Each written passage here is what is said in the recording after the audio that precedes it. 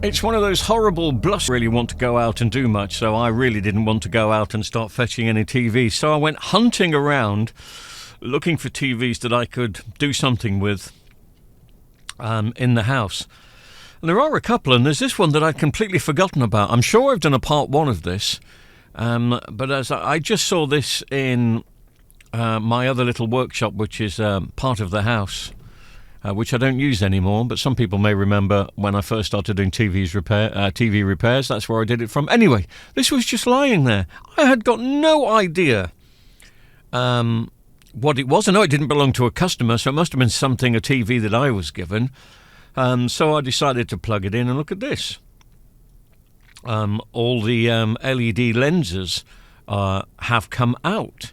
But there's no image, but nothing's rattling around, so I think I've been inside this and started to do something and then just left it. So I've managed to plug the screen back in, because it was me that left it unplugged. I don't really know why. I can't find any particular fault with this TV. It all comes on, it works fine, apart from the obvious. You know, the lenses that have fallen off, but the backlights haven't gone blue. I've obviously been inside this TV several months ago. I've probably even done a part one video somewhere and then forgotten to do a part two. Well, it can't have been a part two because I didn't even bother getting in to repair it. But anyway, I've got the image back on screen now. Why I didn't finish the job off, I don't know, because I've always got backlights for this. I've always got 3 or 4 sets in my little workshop here, just to my right-hand side, so I could have picked them up and grabbed them, but I didn't for some particular reason. Maybe I was just having a look at it, and it was one of those jobs I wanted to get round to. So here we go, 6 months later, let's get round to it. It's a nice, smart 3D TV. I mean, that tells you its age, but it has got some good apps still. So this TV... there's no reason why we can't bring it back to its best. And that's going to be the plan. So let's just start by doing a few things. One of the things is just, of course, taking this little bar off here. And then to get to the backlights, I have to remove all the supports. And I'm just rattling the TV or moving the TV to see if I hear any rattles. But I don't. And that proves to me that I've been inside this TV before and I've started to work on it and I've taken all the lenses off and I would have thrown them away. So let's just go through the process of removing the screen. Then we'll remove the bezel. And of course then we've got to remove all the sheets here. These are the diffusers which just go on top of the backlights. And there we have all the backlights. And obviously I've taken the lenses away. It's not something you really want to start gluing back on. It's okay if it's 1 or 2, but there must have been several. And maybe there are some backlights that are not working, so I'm plugging it in and, oh yes. Look over there. There we go. Look. 1, 2, 3, 4, 5, 6, 7. 7 not working, and obviously loads of lenses out.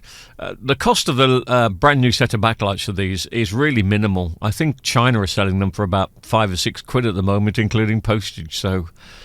it's a no-brainer, as they say. But on these, to get to the backlights, you have to do a bit of fiddly work. And the power supply and the main board has to come out so you can get to the screen support clips. So let's just finish this little bit job off here.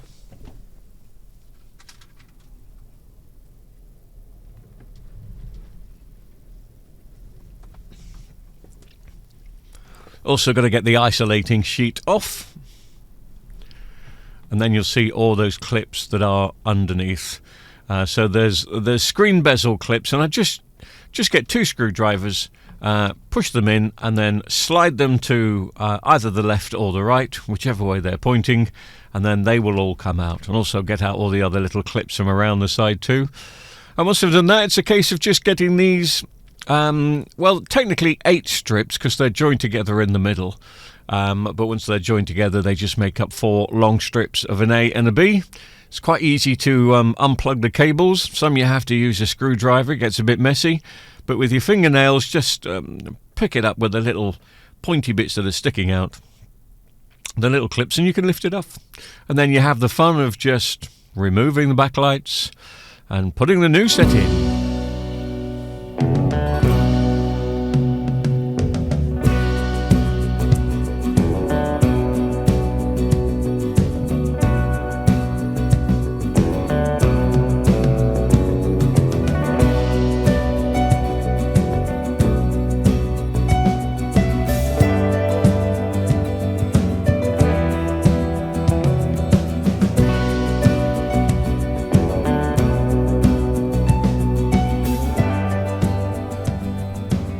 There we go, easy. Just make sure you put the reflector sheet back in the correct way. You'll soon realise why. And then don't put the screen back in yet, because I want to test the backlights. So to test the backlights, the main board and the power board's got to be screwed back in and connected back up to the backlights. And then we can test them and make sure that all of those are going to come on.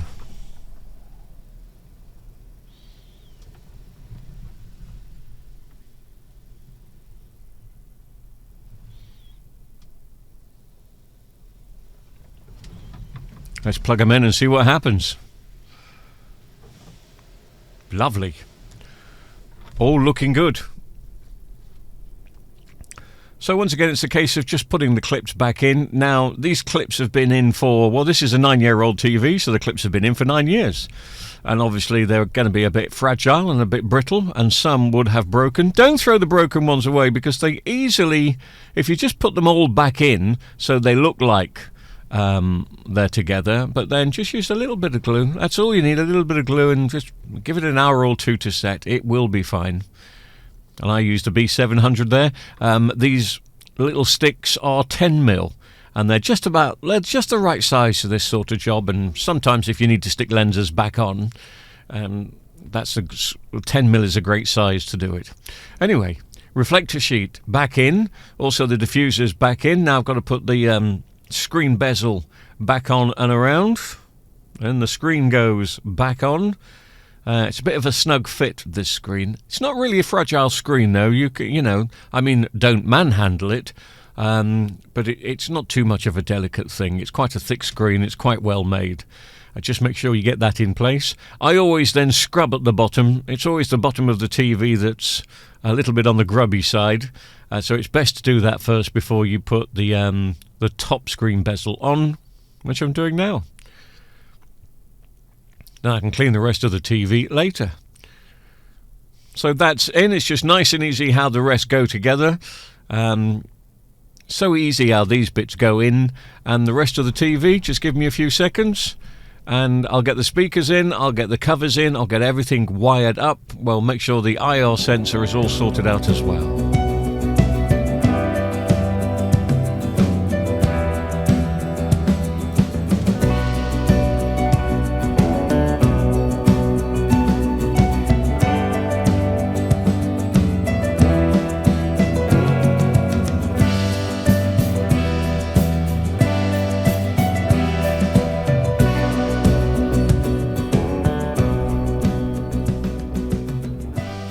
Whoever owned this TV before had put some LED lights on the back of it, so we'll probably give those a little test just to see. Just got to make sure that this main board bezel is going in correctly. Can be a bit fiddly, but on this particular model, the screws go in over the main board bezel. Anyway, that's it. That's done. Just a couple of screws to go in just to make sure it's fine as I do a test. And all I'm going to do, I'm not going to plug in my Blu-ray player, no need to on that, because this is a smart TV. The app should still be active on it, and so we'll just run a YouTube video and make sure that it's okay. Obviously I haven't seen a proper image of the screen yet, so I don't know if we've got any lines and stuff, but at the moment I have to say it's all looking good. Now, whether a 3D TV has got any extra value or not, I don't know. I suppose some people that have got a good Blu-ray 3D collection, I mean, 3D has completely disappeared, but some people will have a great 3D Blu-ray collection and will want to make sure that they have a nice TV. This TV now, with new backlights, is brilliant. So I'm just going to put it through the red, green, blue test here to make sure that the screen is okay. You're going to see a few shaky images and a few things that happen when the camera reacts to the screen, but I'm seeing a perfect red and a perfect green, and no doubt there's going to be a perfect blue as well. So this is all looking good, and I'm just going to leave it to run for a bit, and I'll probably test it with a video. I haven't got my 3D Blu-ray player seems to be failing, sadly, so I'll have to go on Marketplace and see if I can get myself another one. But at the moment, this is all looking and working as good as it possibly should. But I'm going to let the colours run through, let it warm up, as my mum used to say, and keep on testing it. But I have got the stand for this, and I've got a brand new remote control, I think because it was 3D, I was planning on keeping it. I did buy a 3D movie. I bought a 3D film, something to do with space. I can't remember what it was called. But anyway, I've lost it. It's still in its box somewhere, so I would have put that somewhere very safe. So safe, I haven't seen it since the postman delivered it. It's still in the package.